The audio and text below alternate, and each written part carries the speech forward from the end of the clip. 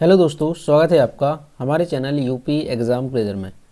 दोस्तों, आज के वीडियो में हम 20 दिसंबर से संबंधित उत्तर प्रदेश के सभी एग्जाम्स के लिए मोस्ट इंपॉर्टेंट करंट अफेयर के क्वेश्चंस को डिस्कस करेंगे और हर एक क्वेश्चन से रिलेटेड आपको फैक्ट भी बताएंगे। इस वीडियो के अंत में हम आपसे एक क्वेश्चन भी पूछेंगे जिसका जवाब आपको कमेंट बॉक्स में देना है। और अगर आपको इस वीडियो की PDF डाउनलोड करनी है तो इसकी PDF आप हमारे टेलीग्राम ग्रुप से डाउनलोड कर सकते हैं। टेलीग्राम ग्रुप की लिंक आपको इसी वीडियो के डिस्क्रिप्शन में मिल जाएगी। तो चलिए शुरू करते हैं। आज का सेशन शुरू करने से पहले हम कल के क्वेश्चंस का रिवीजन करेंगे। कल का पहला क्वेश्चन है, राज्य सरकार ने नॉलेज स्मार्ट सिटी के विकास के लिए किस देश की एक यूनिवर्सिटी के साथ समझौता किया है? तो उत्तर प्रदेश सरकार ने अमेरिका की एक यूनिवर्सिटी है जिसके साथ समझौता किया है। अगला क्वेश्चन है, कौन सा कॉलेज ICAR से मान्यता प्राप्त यूपी का पहला कृषि महाविद्यालय बन गया है? तो ऑप्शन नंबर यहाँ पे सी करेक्ट होगा, उदय प्रताप कॉलेज वाराणसी। दोस्तों, उत्तर प्रदेश करंट अफेयर की लास्ट 8 मंथ की अगर आपको PDF ई बुक डाउनलोड करनी है तो इसकी लिंक आपको वीडियो के डिस्क्रिप्शन में दी गई है, वहाँ से आप इसकी PDF ई बुक डाउनलोड कर सकते हैं। ये जो PDF ई बुक है इसमें जनवरी 2022 से अगस्त 2022 तक के उत्तर प्रदेश करंट अफेयर की सभी इंपॉर्टेंट क्वेश्चन को कवर किया गया है। दोस्तों, ये जो PDF ई बुक है, अगर इसे डाउनलोड करने में कोई प्रॉब्लम होती है तो साइट पर आपको व्हाट्सएप नंबर और ईमेल मिल जाएगा जिस पर आप कांटेक्ट कर सकते हैं। इसके अलावा भी अगर आपको आगे की यानी कि सितंबर, अक्टूबर या नवंबर मंथ की PDF ई बुक डाउनलोड करनी है उत्तर प्रदेश करंट अफेयर की, तो उसकी लिंक भी आपको वीडियो के डिस्क्रिप्शन में दी गई है। अगला क्वेश्चन है, नोएडा प्राधिकरण द्वारा लाई गई नई डॉग पॉलिसी के अनुसार कुत्ता पालने पर हर वर्ष कितने रुपए का पंजीकरण कराना होगा? तो ऑप्शन नंबर यहाँ पे बी करेक्ट होगा, 500 रुपए का। अगला है, हाल ही में किस राज्य या केंद्र शासित प्रदेश से संबंधित रक्त से कारपो खुबानी को GI टैग मिला? तो रक्त से कारपो खुबानी जो है ये कहाँ से संबंधित है, याद रखेंगे, ये यहाँ पर करेक्ट हो जाएगा लद्दाख से। अगला है, हाल ही में जापान में किस शहर में 2025 के बाद बनने वाले नए घरों के लिए सोलर पैनल को अनिवार्य किया? तो ऑप्शन नंबर यहाँ पे बी करेक्ट होगा, टोक्यो में। अगला है, हाल ही में PM कौशल को PM कौशल को काम कार्यक्रम जो एक ये आप योजना कह सकते हैं PMKK, इसका नाम बदल दिया गया है। तो इसका नाम बदल करके क्या किया गया? ऑप्शन नंबर यहाँ पे सी करेक्ट होगा, PM विकास। अगला है, हाल ही में किस मंत्रालय ने दिल्ली अंतर्राष्ट्रीय कला महोत्सव का उद्घाटन किया? ऑप्शन नंबर यहाँ पे डी करेक्ट होगा, संस्कृति मंत्रालय ने। अगला है, वर्ष 2022 से किस वर्ष तक के लिए नवभारत साक्षरता कार्यक्रम लागू किया जाएगा? तो साल 2022 से 2027 तक नवभारत साक्षरता कार्यक्रम लागू किया जाएगा। अगला है, दिसंबर 2022 में निम्नलिखित में से किसे तंबाकू मुक्त क्षेत्र घोषित किया गया? तो अभी जो है एम्स दिल्ली को तंबाकू मुक्त क्षेत्र घोषित किया गया है। तो ऑप्शन यहाँ पे बी करेक्ट हो जाएगा। तो दोस्तों, ये कल के क्वेश्चंस थे जिसका हमने रिवीजन किया। अब हम शुरू करते हैं आज का सेशन।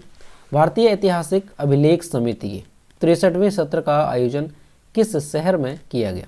ऑप्शन नंबर यहाँ पे भी करेक्ट होगा, लखनऊ में। दोस्तों, भारतीय ऐतिहासिक अभिलेख समिति यानी IHRC, भारतीय ऐतिहासिक अभिलेख जो समिति है, इसका जो 63वां सत्र है, तो इसका उद्घाटन जो है कहाँ पे किया गया? लखनऊ में किया गया 18 दिसंबर 2022 को। इस कार्यक्रम का उद्घाटन उत्तर प्रदेश राज्य मंत्री परिवहन मंत्रालय दया शंकर सिंह ने किया। भारतीय ऐतिहासिक अभिलेख समिति 1919 में स्थापित रिकॉर्ड की रचनाकारों, समस्याओं और उपयोगकर्ताओं का अखिल भारतीय मंच है। तो आप यहाँ से याद रखेंगे कि जो भारतीय ऐतिहासिक अभिलेख समिति है, इसके 63वें सत्र की जो आयोजन है वो कहाँ पर किया गया? तो लखनऊ में इसका आयोजन किया गया। और इसका उद्घाटन किसने किया है? तो याद रखेंगे आप, उत्तर प्रदेश राज्य मंत्री जो है दया शंकर सिंह, इन्होंने इसका उद्घाटन किया है। अगला क्वेश्चन है, प्रदेश के सरकारी अस्पतालों में भी जेनेरिक आधार के मेडिकल स्टोर खोले जाएंगे। अभी उत्तर प्रदेश में लगभग कितने जेनेरिक मेडिकल स्टोर हैं? ऑप्शन नंबर यहाँ पे बी करेक्ट होगा, 150। दोस्तों, जेनेरिक आधार के मेडिकल स्टोर प्रदेश के सरकारी अस्पतालों में भी खोले जाएंगे। और ये जो जेनेरिक मेडिकल स्टोर हैं, इससे क्या लाभ है, किस तरह से ये जो साधारण जो ये मेडिकल स्टोर होते हैं उनसे अलग हैं, इसके बारे में अभी हम जानेंगे। दोस्तों, क्या है कि ये जो जेनेरिक मेडिकल स्टोर खोले जाएंगे तो ग्रामीण इलाकों तक जेनेरिक दवाएं पहुंचाने के लिए इनको खोला जाएगा। ठीक, अब ये यहाँ पर 2 वर्ड आए हैं कि जेनेरिक दवाएं और जेनेरिक मेडिकल स्टोर, इसमें अंतर क्या है?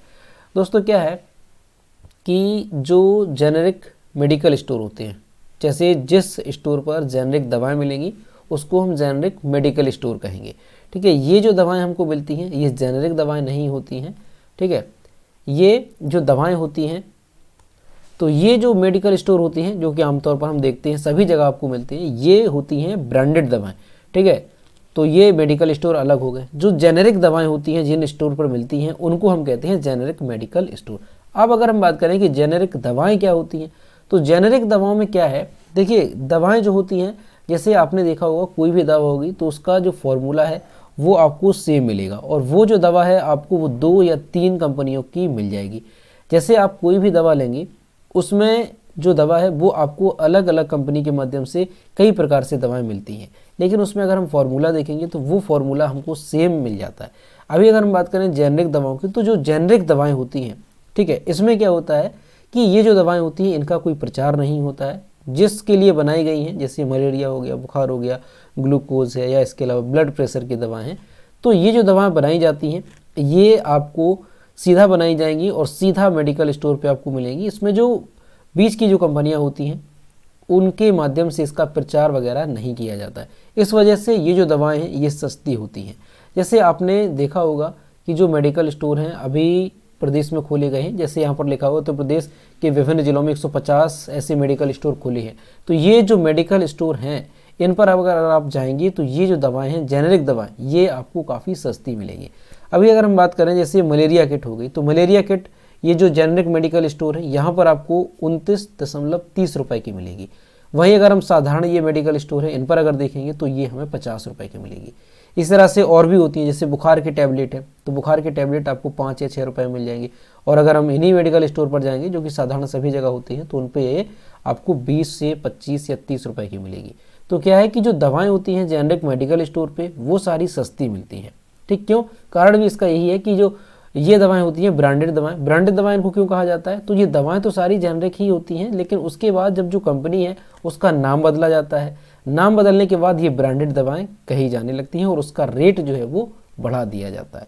तो अब यहाँ पर आप समझे होंगे कि जो जेनेरिक दवाएं हैं ये क्या होती हैं, और जो साधारण जो मेडिकल स्टोर होते हैं इनमें जो दवाएं मिलती हैं उनको हम कहते हैं ब्रांडेड दवाएं।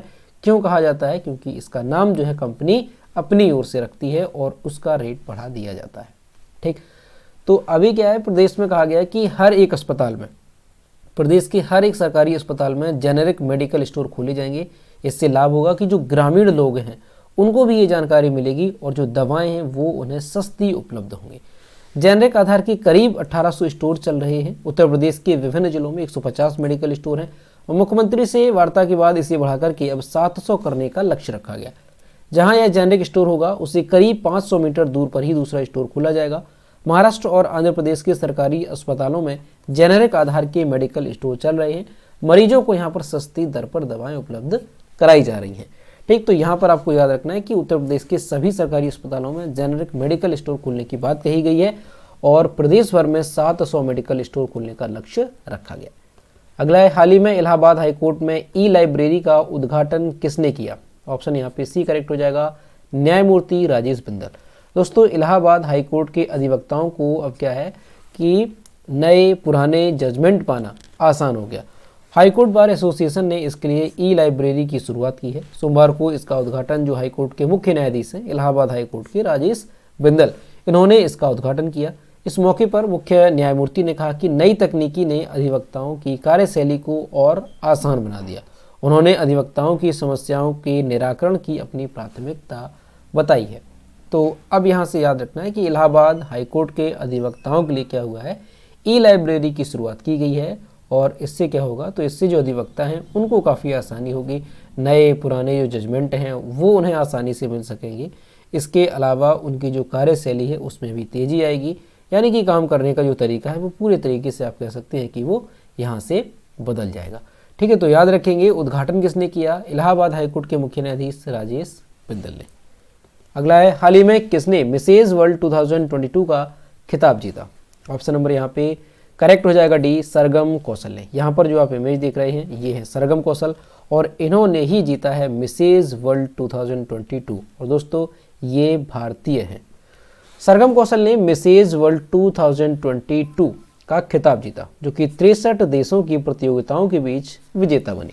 वह प्रतिष्ठित खिताब जीतने वाली दूसरी भारतीय हैं, यानी कि इनसे पहले भी एक भारतीय रही हैं जो कि मिसेज वर्ल्ड का खिताब जीत चुकी है। मिस वर्ल्ड खिताब भारत ने 21 सालों बाद जीता है।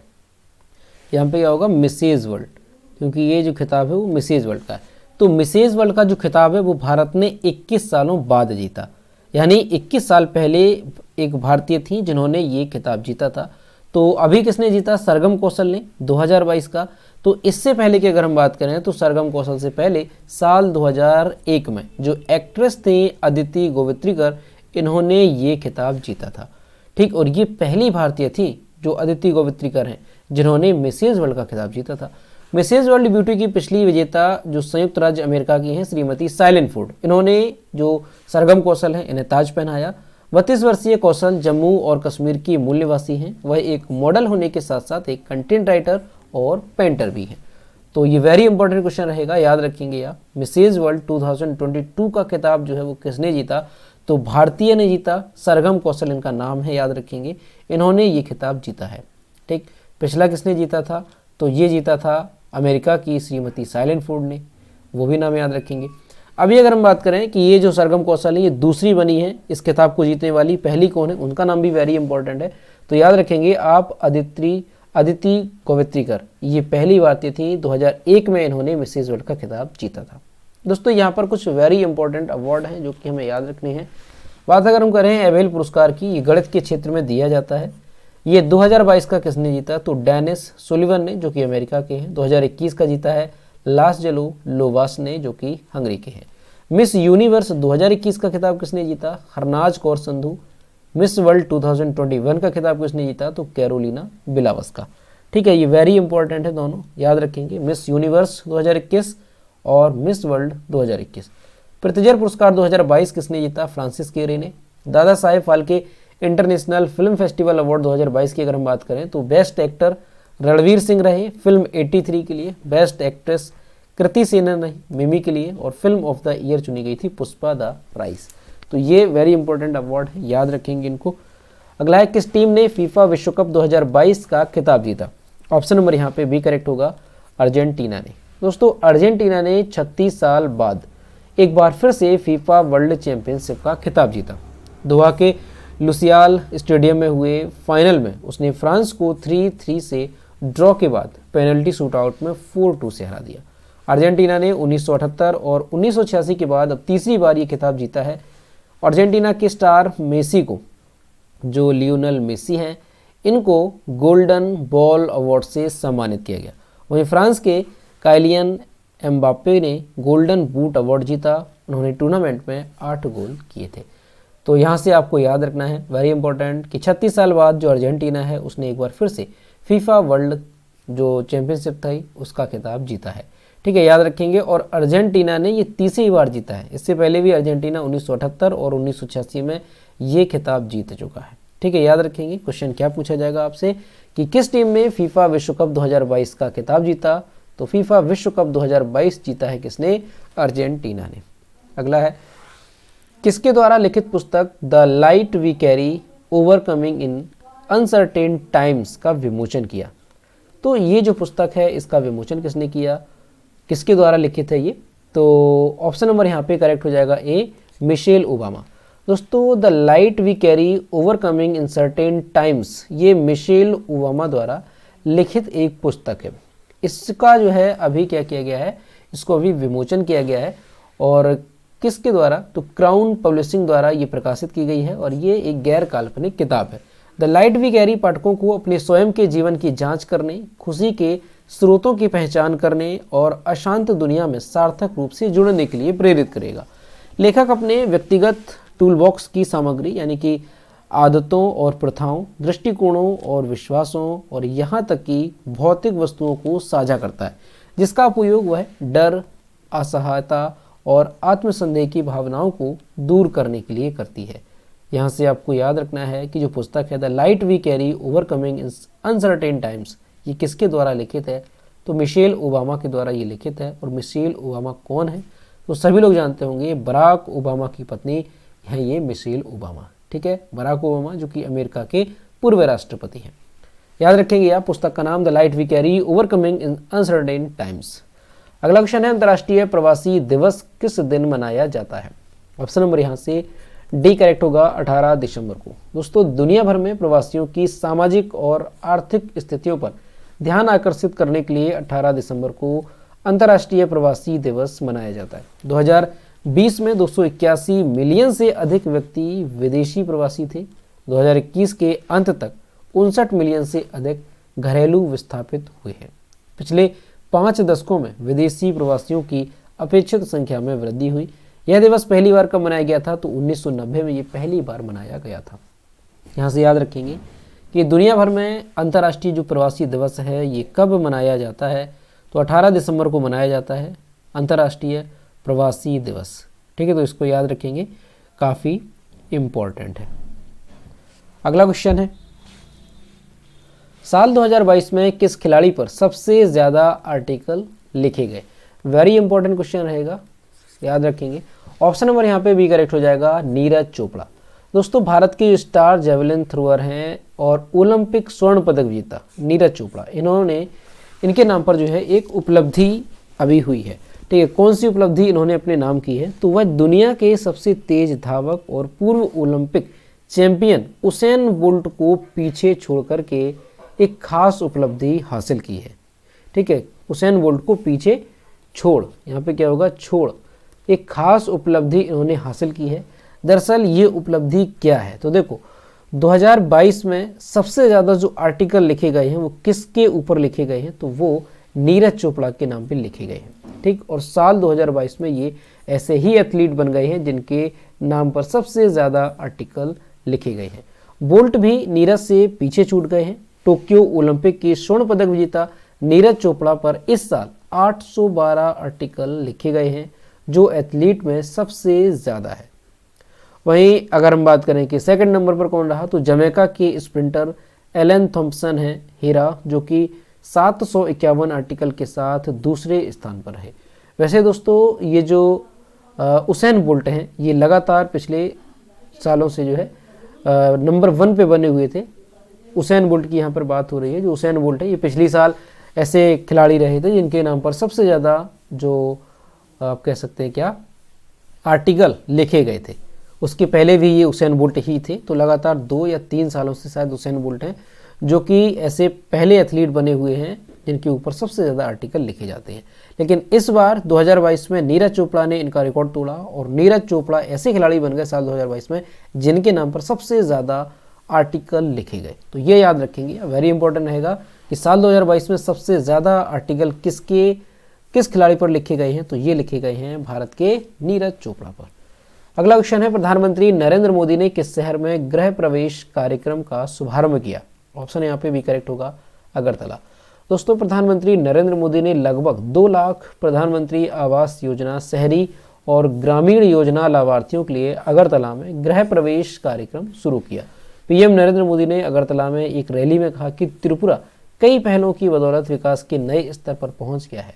तो यहाँ से याद रखना है कि गृह प्रवेश जो कार्यक्रम है इसका शुभारंभ प्रधानमंत्री नरेंद्र मोदी ने कहाँ पे किया? तो इसको जो है अगरतला में शुरू किया है।